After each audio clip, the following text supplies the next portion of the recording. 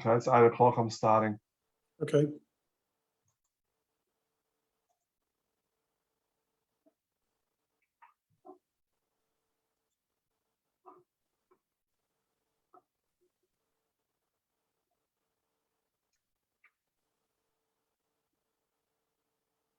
Good evening, ladies and gentlemen. My name is Justin Colley. I'm just waiting for everybody to come in from the waiting room. So just give us 30 seconds or so, and we'll be starting very shortly.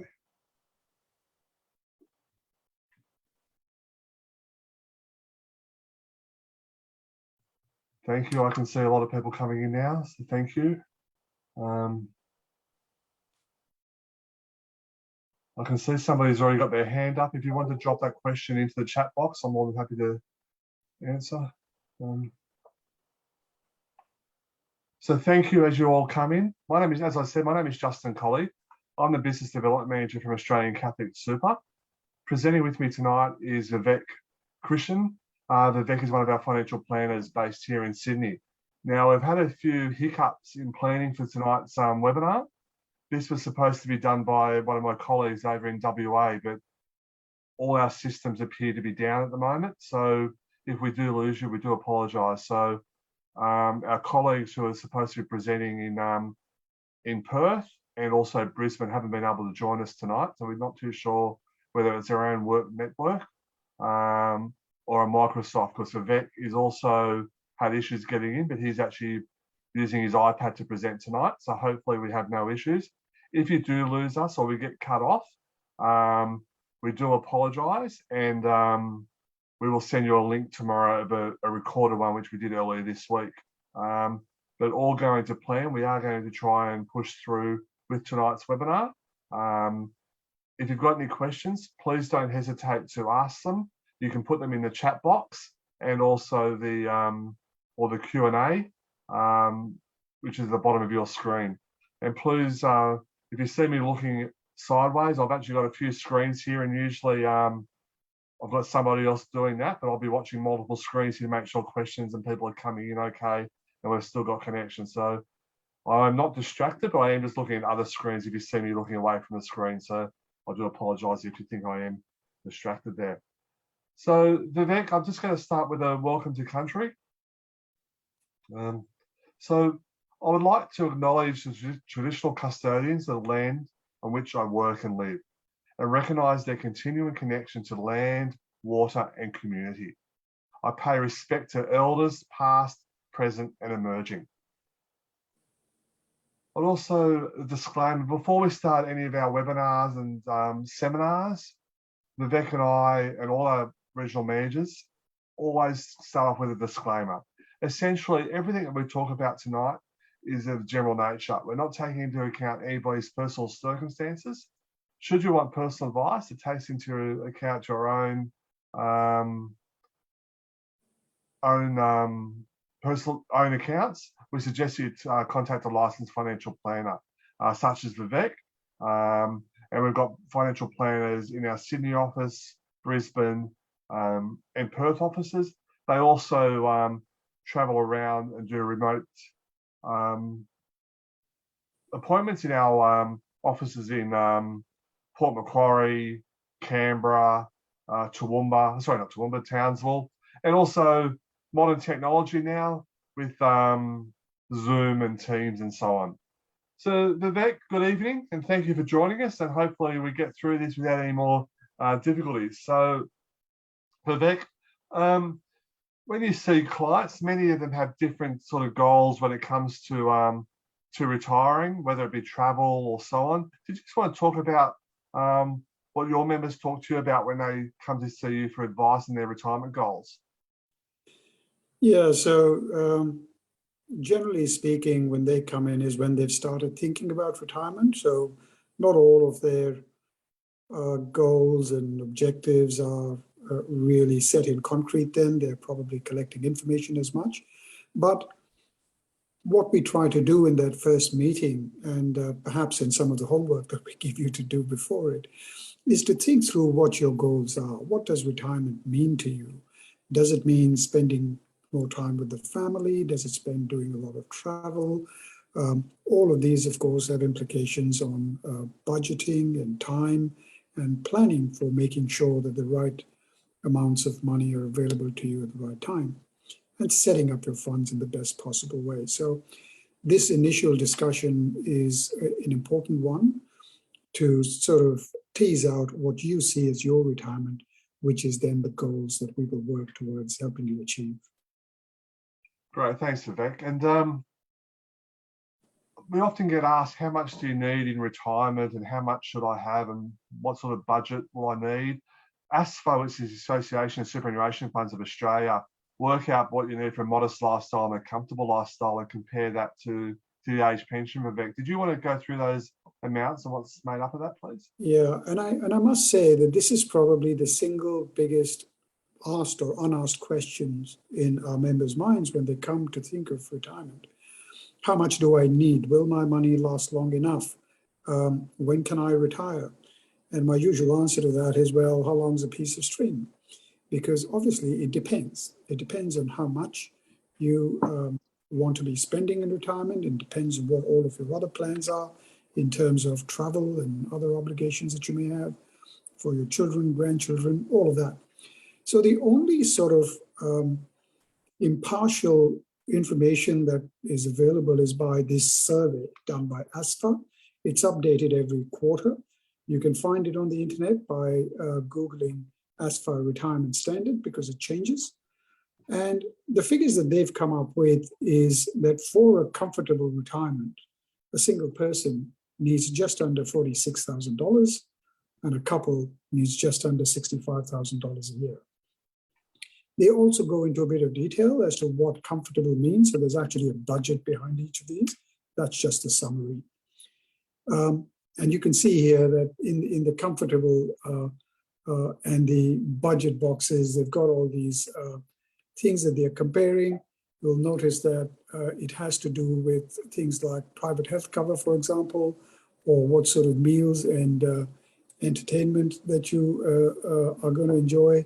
What sort of car you are happy keeping, whether it's going to be a new car replaced every so many years, or whether you're happy to make your cars last longer. The point being that if you dive into those figures a little bit, you'll try and see where you sit with that. Do you sit in the comfortable category, or does your budget align more with the modest category, which was the lower amounts? And for a lot of people, it could be in between. And there are, of course, people who fall above or below these things as well. So it's important to think through what is the money that you will need to maintain your normal lifestyle in retirement. Thanks, Advic. And also, it's probably hard to read those numbers on the screen. If you do Google or go to the ASFA website at superannuation.asn.au and just search their retirement standard, they'll have all the numbers and what makes that up in more detail on their website as well. So if you've got time, you want to look at that. Now, Vivek, when you see our clients, our members and your clients, you really take a holistic view of their financial situation and you look at all aspects of their personal wealth. Is that correct? And what would you look at? Yes. So we approach it by looking at their goals. The rest of it are just tools to achieve their goals. So you might need a certain amount. You might need a certain amount of assets to fund you in retirement. So we look at all the possible ways that you can hold those assets. For example, is property the best way to fund your retirement needs? Are shares that you might already own, are they the best way to fund your retirement needs? Or is a little bit of both best for you? Do you need to keep a bit of cash on hand for emergencies or known expenditures? And what about the house? Is this the house that you're going to be staying in forever? Or is there a possibility in the future that you may downsize? And of course, superannuation, because that essentially is the one bucket which has been specifically designed as a vehicle to save for your retirement. The government encourages it by giving us lower tax to save in there, and we invest it in a way that usually helps it grow faster. So all of these are part of that whole jigsaw, and we would then work with you to uncover what your preferences are. And maybe at times, some of the things that you might want to do may not be the best way to hold it. So we would have discussions with you to try and have you look at it a different way or give you ways to think about it differently, for you ultimately need to make those decisions. And investing in superannuation and also the allocated pension is really tax effective. Superannuation, you're only taxed up to 15%. Do you just want to touch on taxation in superannuation and the pensions? Yes, so the sole purpose of superannuation as enshrined in law is to help you save for your retirement. To encourage you to do that, the government decided when compulsory super came in back in 1992 or thereabouts, that they're going to give you a concessional tax regime. So this is a bucket created by tax rules. So normal income in your hand might be taxed at 37 or even 45%. But if you put money into super and your employer is asked to put money in your super as well, you only pay 15% tax coming in. And whatever that money earns in the way that it's invested will also only earn 15% tax, as opposed to money that you may have outside, say, for example, from a term deposit or a rental property, which after you take out all expenses, that money is going to be added to your tax return, and you will again be taxed at the 37 or 45% tax. So tax is the big driver or the incentive or the carrot for us to try and put money as much as possible into super. And the end goal of super is then to be able to move across when you're retired and need to draw money out into an account-based pension. The account-based pension gets even better from a tax point of view because not only can you get regular income from it and lump sums if you want, but there is no tax on the earnings. So it's the closest thing you can get to a tax haven in Australia. And that's where, ideally, in my view, where most of your money and your assets should end up. You'll notice there's an in-between thing there, which is a transition to retirement pension. This is just a device or an arrangement that the government allowed for people who are reducing their amount of work and want to maintain the level of income. So there's a few rules around it. You may or may not be eligible. You have to be a certain age, and you're only allowed to draw no more than 10% of the money. So there are different uses for access to a retirement pension, but the key thing is it's available to you before you retire with certain rules around it. So that's an in-between thing that we can also look at if it is important for you to be able to access your money before you retire. Great. Thanks, Advic. I had a question come through just about that. What is an account-based pension? We'll get to that, but essentially an account-based pension is just another name for an allocated pension or an income stream in retirement. Now, those tax savings are great. And there's another tax saving or tax incentive if you can afford to do so by salary sacrificing. When you salary sacrifice, you're not paying tax at your marginal rate. You're only paying tax at 15%. So most Australians are on a salary of around 45,000 to 180,000, or really the 45,000 to 120,000. So your marginal rate is 32.5%. So automatically there's a 17.5% saving on the amount that you can afford to salary sacrifice. If you earn less than the low income earner and earn less than the 18,200, well, it's not a good idea to be salary sacrificing because you're paying no tax anyway. When it hits the superannuation fund, you'll be taxed at 15%. 18,200 to 45,000, the tax saving is small, it's 4%. And if you earn more than 120,000, well, the tax savings are even greater. So the government do this because they encourage you to be a self-funded retiree, and they want you to put money away for the future and to retire. Now, at the moment, we have been just experiencing superannuation at 10% of your salary going in. That has just changed on 1 July to 10.5%. So, and it is going over the next 3 years out to 12%. Many of you started working back in the 80s and maybe the 90s, and superannuation wasn't even thought of or had just started. Award superannuation came in at 3% in 1988, and compulsory super or SG contribution in 92. So we've just celebrated 30 years of that, and that was at 5%. It's taken a long time to get to 10.5%. people joining the workforce now will be having 10.5% and most likely 12% the whole working life.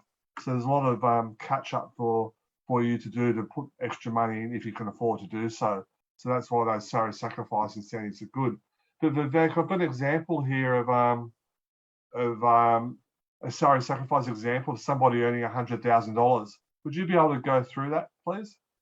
Yeah, so this is just to put some numbers on this, what we've been talking about, the actual tax savings of making contributions to super. So the $100,000 per annum translates to $3,846 per fortnight. Tax is taken out of that at your the way that your employer uses the tables from the tax office to calculate that, and you end up with $2,884 after tax because of the reduction in the tax. But if you contribute just 5% of your salary, which is $192 a fortnight, into super, your taxable income now reduces by about that amount of money, about a couple of $100. And the tax will then reduce by $127. So that amounts to $67 per fortnight, or $1,700 per year, or $17,000 and a bit over 10 years. And remember, this is just the raw initial amount. This money is then invested in super to grow, and it has returns and it multiplies. That's the beauty of compounding of money. So it can make differences of tens, perhaps even multiple tens of thousands of dollars in your savings.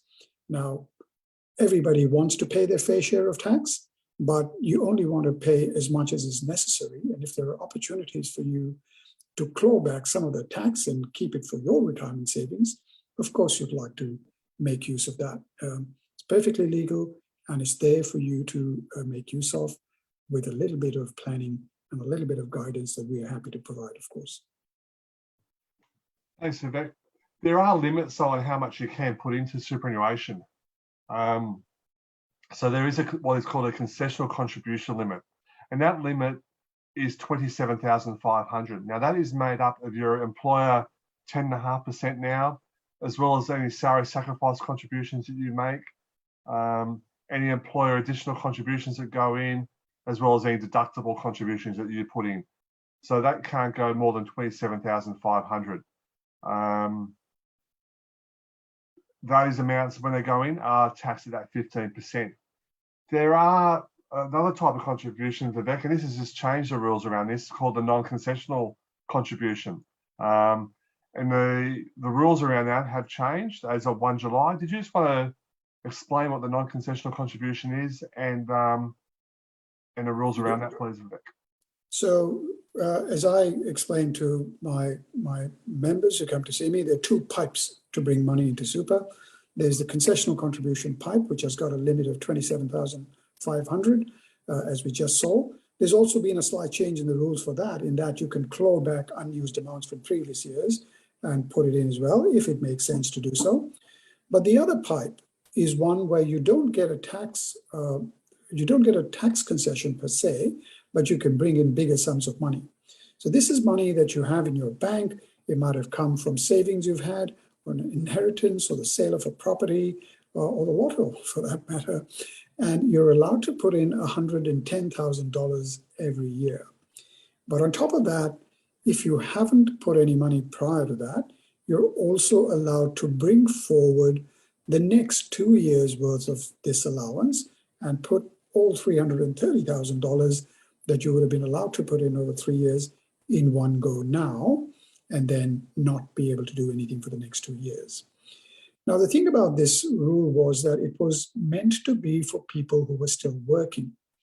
So until recently, you could tip money in until age 67 if you met the work test. And the work test meant you had to have worked 40 hours in a 30-day period to qualify to make this contribution into super. Well, as of the 1st of July, a few days ago, that work test has gone. And not only that, the age limit to which you can contribute without meeting the work test requirement has gone up to age 75.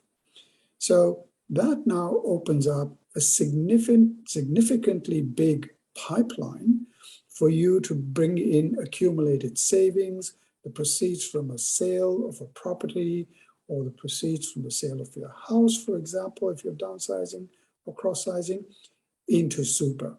The key here is planning ahead, because you can put in 330, but what if you wanted to put in more? There are ways to time it in such a way that you can maximize your contributions until you reach 75. So it's become quite generous and a good way to be able to bring money into super. They are good ways, and I've had 2 members this week who've come in and actually made deposits who are only eligible this week with the rule change. So it's already had a positive effect on people that come into the fund. Now, Vivek, there's other ways to contribute as well through the downsizer contribution and spouse contributions. Did you just want to touch on those as well, please? Yeah, so I briefly mentioned spare money that you might have from downsizing a home, but this is actually a specific strategy that came about because of rule changes a couple of years ago. So to encourage people to live in, to be able to downsize and not get stuck into staying in those big houses that they've been staying in when it's not appropriate, the government gave incentives to allow you to bring in more money under certain conditions. So if you've owned a home for at least 10 years, if you're over 60, and it used to be 65, and again, it's just been reduced to 60, and there's talk that it might go down further to 55. But right now, if you're over 60, you've owned a home for at least 10 years, and you sell it, then within 90 days of the date of that sale, you're allowed to bring in an additional $300,000 each into super. So if, as with most homes are jointly owned, you can bring in $600,000 into super as a downsizer contribution. There's specific rules around it. There's specific forms and ways in which it needs to be done. So please talk to an advisor or someone who knows about it.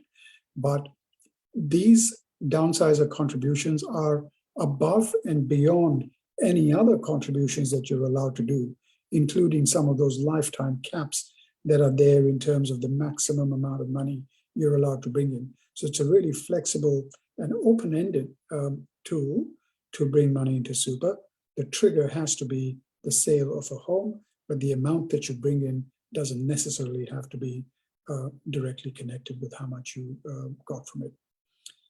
The spouse contribution is a slightly different type of contribution. So there is a tax benefit for someone whose spouse has not got a very high income.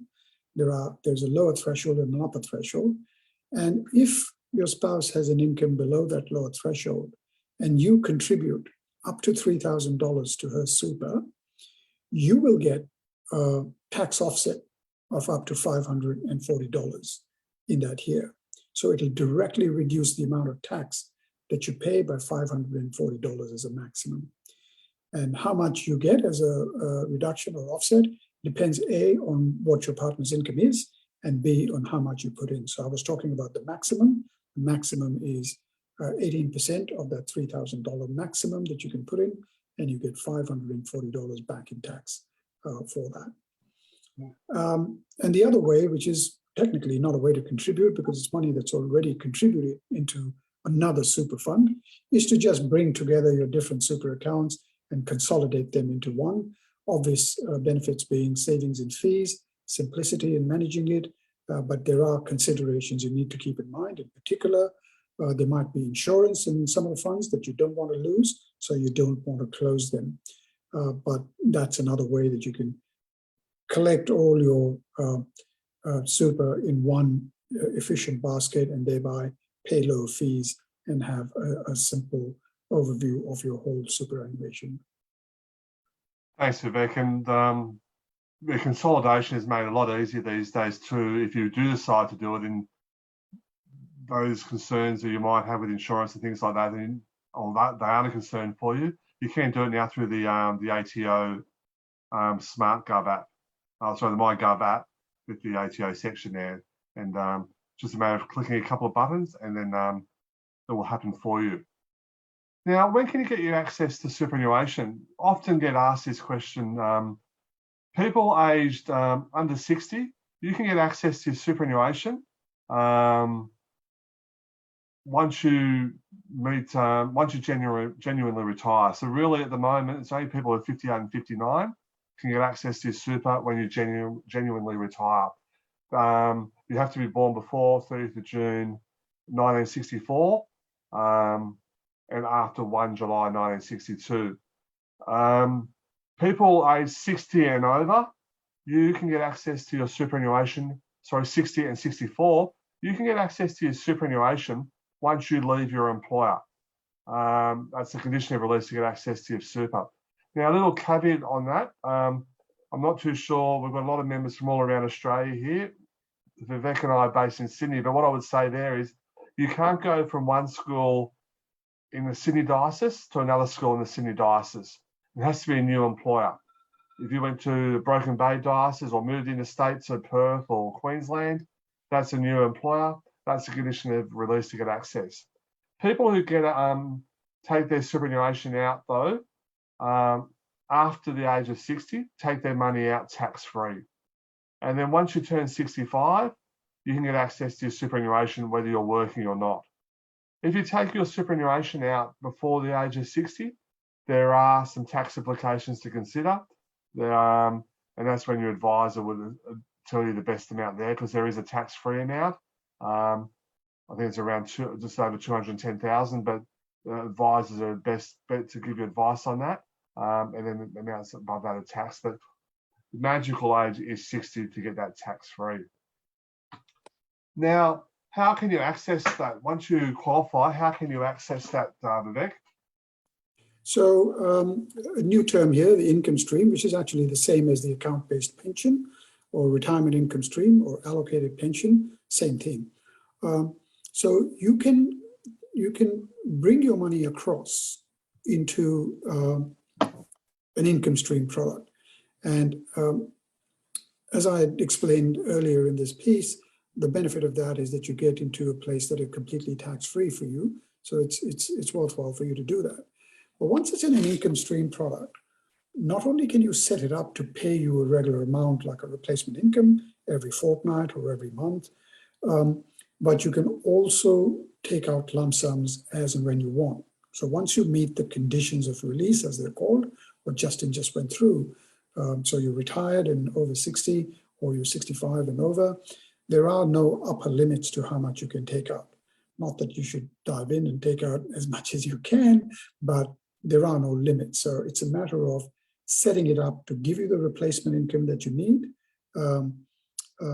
in relation with other sources of income that you may have as well. But it is also available for you to draw lump sums on for replacing the car, that, you know, taking that holiday, whatever. So it's a very flexible way of holding your money in retirement. And of course, it's completely tax-free on its earnings and withdrawals. So that's the best place for your money to live in. Great, Vivek. So before you start that income stream or the allocated pension, you've got to have all your money in a superannuation fund first, because once you start a pension, you can't add to it. So everything, all your personal contributions, both on a pre and post-tax basis, your employer contributions, lump sum payments, as well as your government co-contributions if you qualify for those. If you consolidate and roll money across, any downsides of contributions, all need to be in that superannuation account first. Once you've got it in super, you then roll it over and start that allocated pension fund. And then the money going into that will be any earnings it makes along the way. And then money coming out will be your regular pension payments that you get paid along the way, as well as any lump sums that you decide to take out. You may want to take a lump sum out to buy a car or go on an overseas holiday. It's your money at the end of the day. You can do with it what you like, as long as it's within the rules and regulations of the allocated pension. Now, there are two types of pensions. One is the transition to retirement allocated pension. Vivek, did you want to talk about what a transition to retirement allocated pension is, or a TTR pension? So a transition to retirement pension is a sort of a restricted type of pension. And the purpose of it, the original purpose of it, was to give you some access to your super, to supplement your income, especially in the case of you reducing your work. So if you were going, for example, from 5 days to 3 days as a prelude to retirement, hence the transition to retirement, then you could tap into your super to boost your income for that period. There are some restrictions though. So firstly, it is still taxed like super. So you still pay 15% tax on your earnings. It's not yet a full pension in that sense. Secondly, you're only allowed to withdraw a maximum of 10% of it in a year. So it can be used for many purposes. The one we see it most used for is to allow you to top up your income if you're reducing your work income, but also to maximize your savings by giving you money so that you can salary sacrifice more into super. So basically you are swapping taxed income from your work with tax-free income from your super, and the difference in the tax savings is building up in your super. And a third reason is, of course, to get access to your money for things such as paying down debt, for which you have no other way of paying down. So that's the transition to retirement pension. It only works after you're over your preservation age, but and that could be 58 or 59, but we prefer if you are over 60, because if you're below 60, there can be some taxation on that money and it becomes less attractive. Vivek, thank you. And there's also the allocated pension. And the allocated pension really is very similar. There's only probably two differences, I think, between a TTR and an allocated pension. Can you talk about the allocated pension as well and those differences?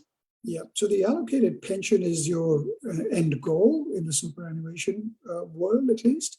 So that's where you can hold your money completely tax-free on its earnings. And secondly, there is no maximum amount that you can take out. However, there is a minimum amount that applies. So every year you're required to take out a minimum, and that minimum amount is based on your age.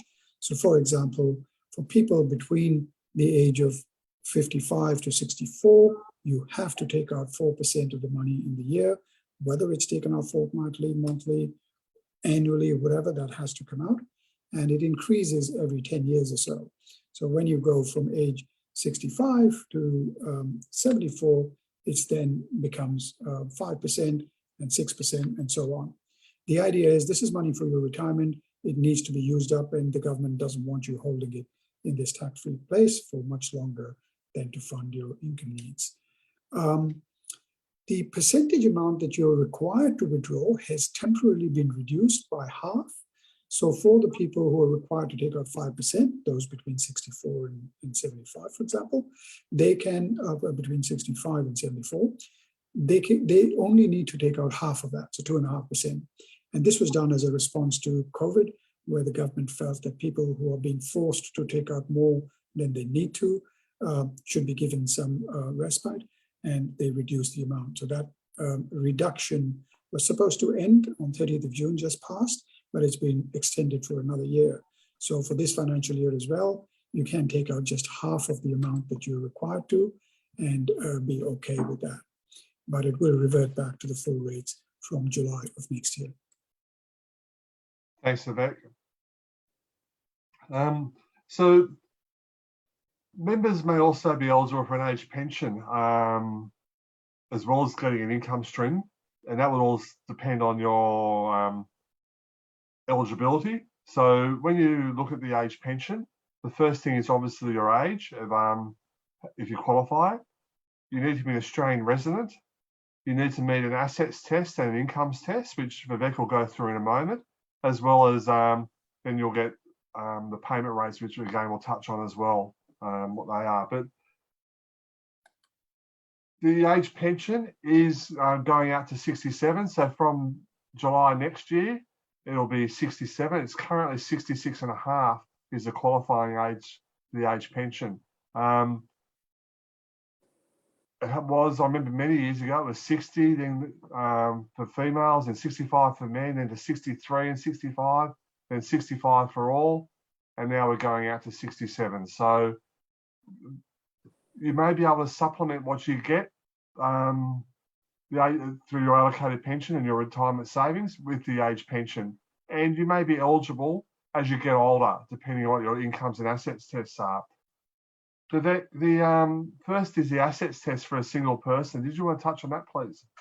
Okay, so just as an overview, Centrelink assesses assets and income to decide your eligibility and the amount of age pension you're entitled to. So provided you met the age condition, they apply these two tests. And mind that they apply the assets for both of you as a couple. So even if only one of you has reached the age for the age pension and the other one is younger and perhaps still working, they will look at the income and assets of you as a couple. So as someone once pointed out to me, a client member, he said, well, when they tax me, they tax me on individual income, but when they give money to me, it's on our joint incomes and assets. And I said, well, you know, that's taxpayers' interest being looked after. So the asset, and of course, whichever test comes up with the lower value that you will get as an age pension is the one that will apply. That will make sense as well, wouldn't it? So you get the maximum pension if your assets are under $270,500 for a single person and $487,000 for a couple. Important, and everybody asks this question. No, your home is not included in this asset calculation. So your home, for the purposes of the age pension, is completely exempt. They don't count the value of it. The pension starts tapering once your assets increase by roughly about $3 for every $1,000 of assets that you have, until it completely cuts off once your assets are above just under $600,000 for a single and $816,000 for a couple. So that's just a single non-homeowner.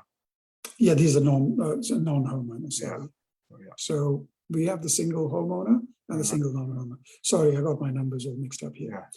And these are the figures for the couple. So maximum pension for a couple homeowner, if your assets are under $405,000, cuts out completely once you go over $901,500. And for a couple, $621,500 is the under that, you get the maximum, and it cuts out at 1.1 million in a bit. So these figures are indexed and they keep changing. I think they're updated twice a year in September and March. So they do go up with inflation. No, that's correct. They're updated on 20th of March and 20th of September each year. And Vivek, if you meet the assets test, well, then you've also got to pass the income test. Can you also touch on the income test as well? Yes. So, and the important thing here is the way they count these things, because income is not necessarily the income that you're getting from work. They also deem income on your financial assets, such as bank accounts, other investments that you have of a financial nature, and super and pensions as well. So it's a deemed rate, which is more than likely is lower than what you actually earn on it, and it makes it simpler. But that deemed income for a single person per fortnight, you would qualify for the maximum pension if you earn less than $180 a fortnight as a single person, or less than $320 a fortnight for a couple.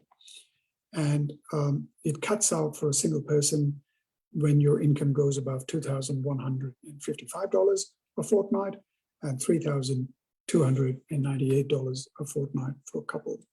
So that range, that gray range or the bluish range, depending on how your screen shows it, is where you can still get a part pension. And the same for the asset test earlier. So just because you're in between the lower and the higher, it just means that you'll be in between there. You'll get a partial pension.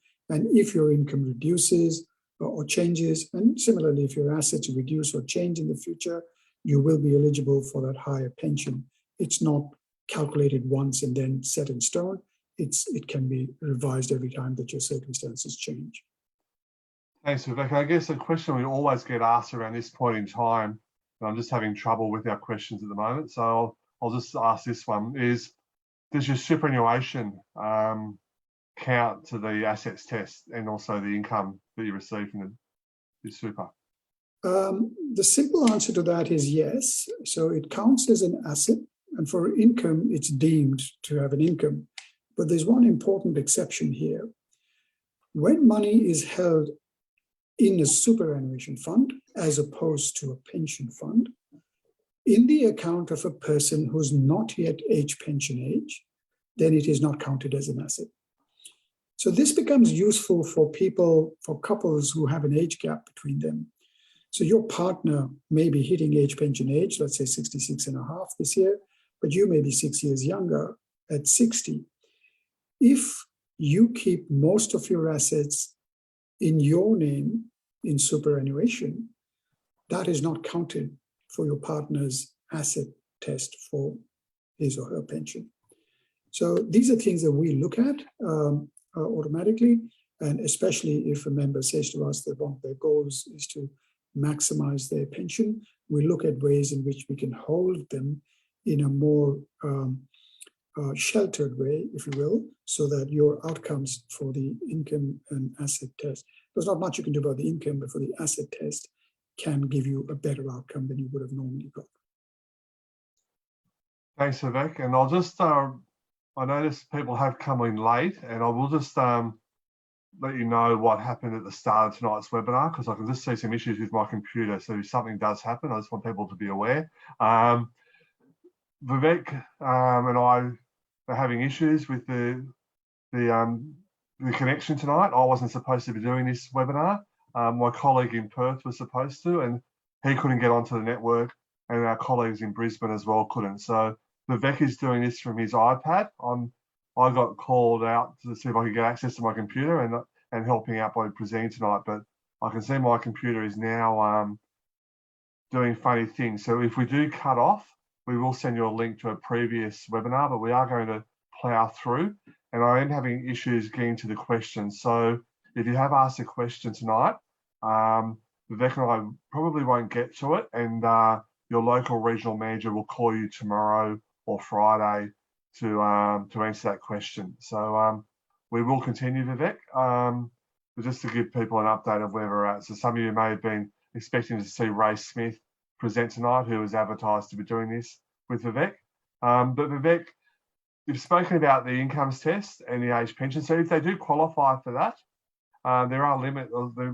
there is a maximum age pension that you can get for a single and a couple. Can you go through those, please? Yes. So if you're under those thresholds for both the asset and income tests, then as a single person, you would get $25,677 a year as your pension. There could be other supplements that you get, for example, energy supplements and all that, but that's the maximum pension. And for a couple, you would get $19,354 each, which combined together, if both of the couple are eligible for the pension, would amount to $38,708. An interesting quirk here is that if it's a couple separated due to illness, and usually that means or applies to people where one partner in a couple has moved to a nursing home or an aged care facility, then you would get the single amount for each person. So the total amount that you would be getting as a couple is actually more than what you would get as a couple staying together.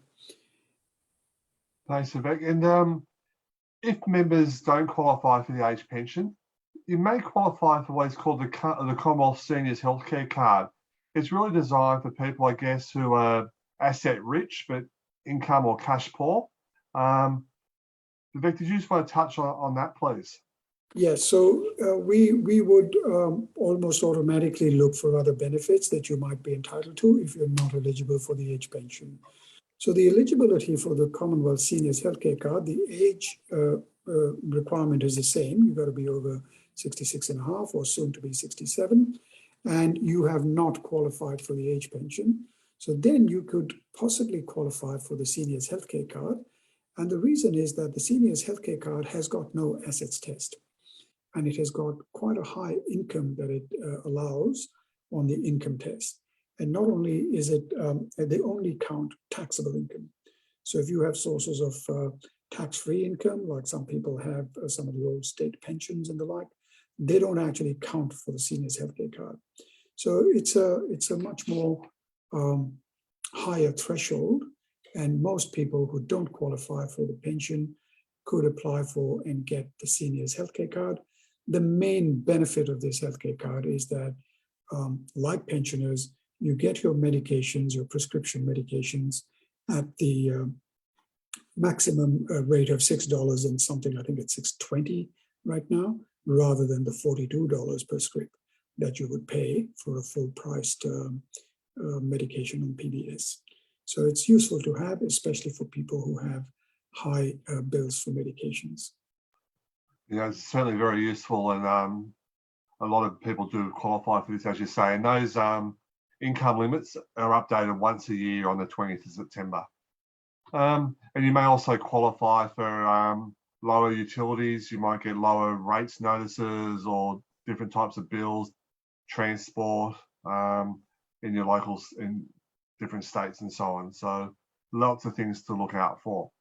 Now, I think a lot of things have changed in superannuation this week, being the first week of July. We've got 2 slides there. I might just go through the first one. And so people aged 67 to 74 no longer have to meet a work test to make voluntary non-concessional contributions, as well as salary sacrifice contributions, which Vivek touched on earlier. The bring forward rule is now increased from 67 to 75.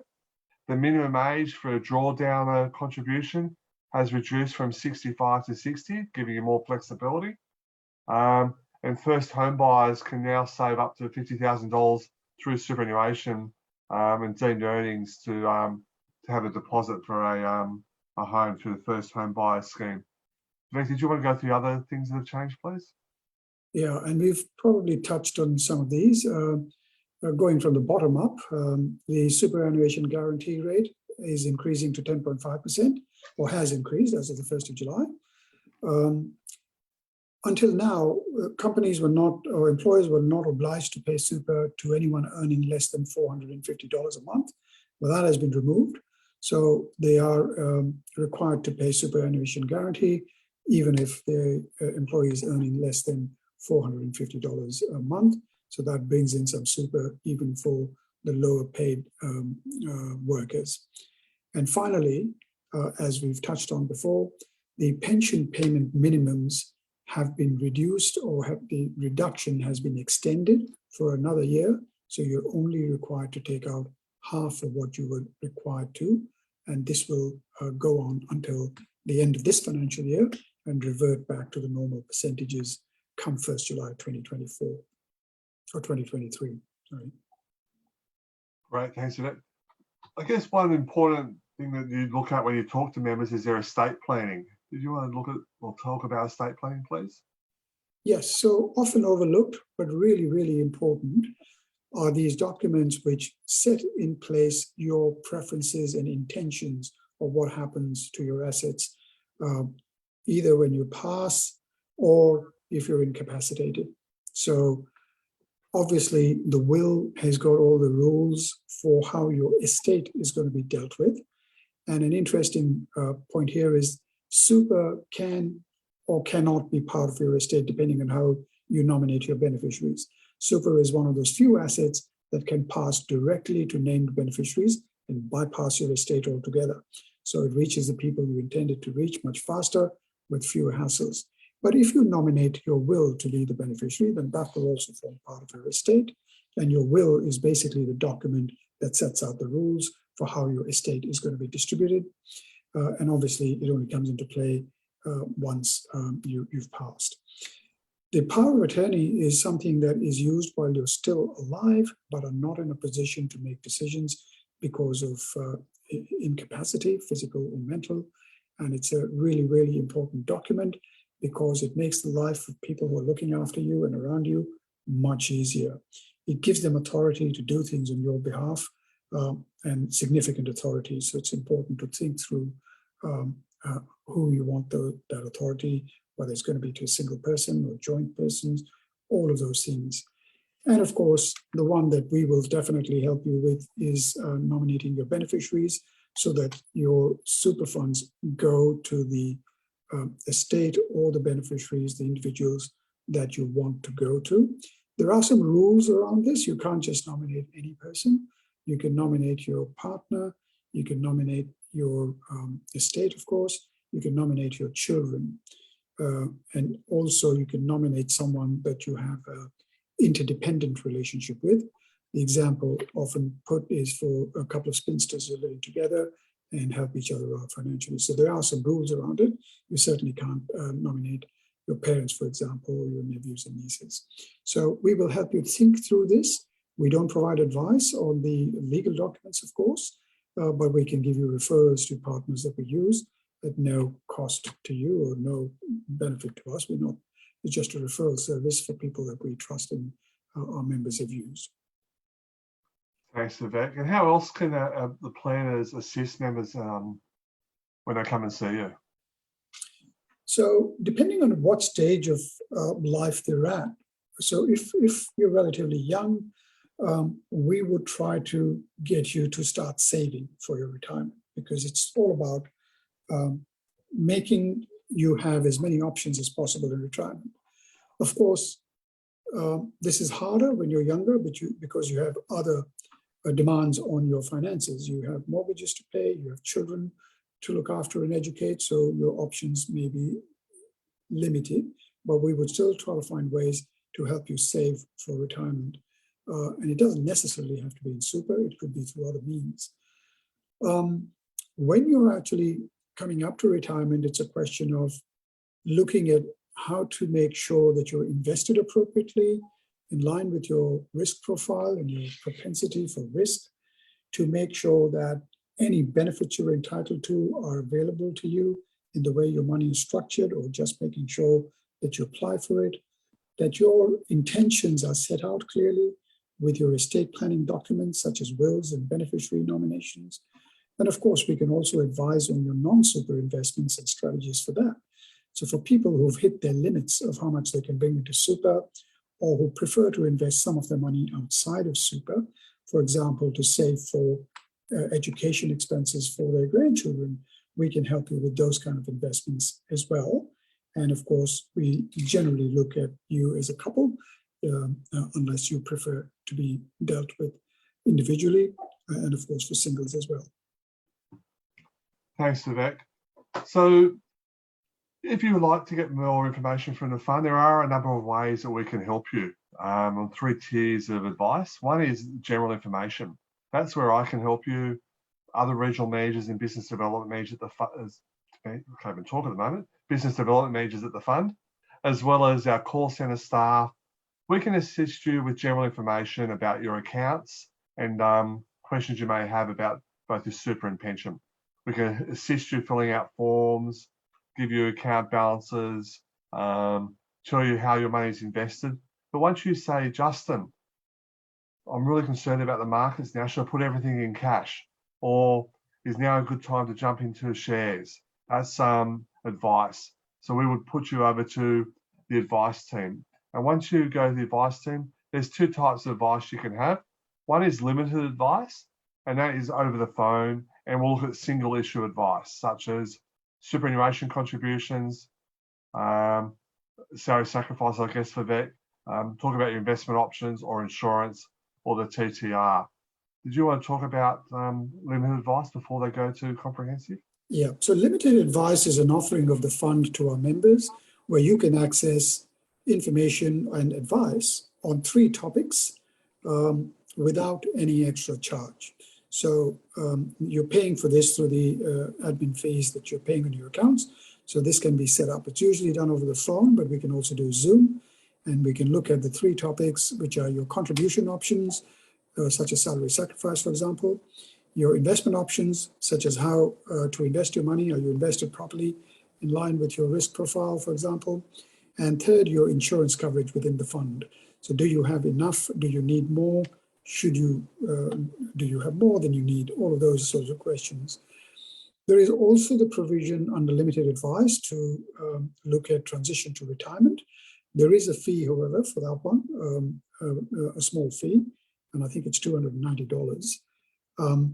But there are lots of rules around it, so it's designed for very specific purposes. Largely boils down to either having money to supplement your income if you're reducing your hours of work, or providing you with tax-free money so that you can do more salary sacrifice into your super. Generally speaking, those are the two main things that can be done under limited advice. But if the scenario you're looking at doesn't exactly match limited advice, we could refer you on to a comprehensive advisor. The thing about limited advice also is that it gets done very quickly. So normally it'll be a conversation on the phone for about an hour or so, but then the statement of advice will come out to you in a few days, no more than a week, and it can all be implemented within that week. So it really is a very fast turnaround. Right, and then there's obviously the comprehensive advice. Yeah, so comprehensive advice is for the deep dive into your situation, your goals. We go through a much deeper understanding of what your goals are, what your finances are, and it all starts out with us asking you a lot of questions. We send out a form for you to fill out so that we have a good overview of your assets and income and all of that.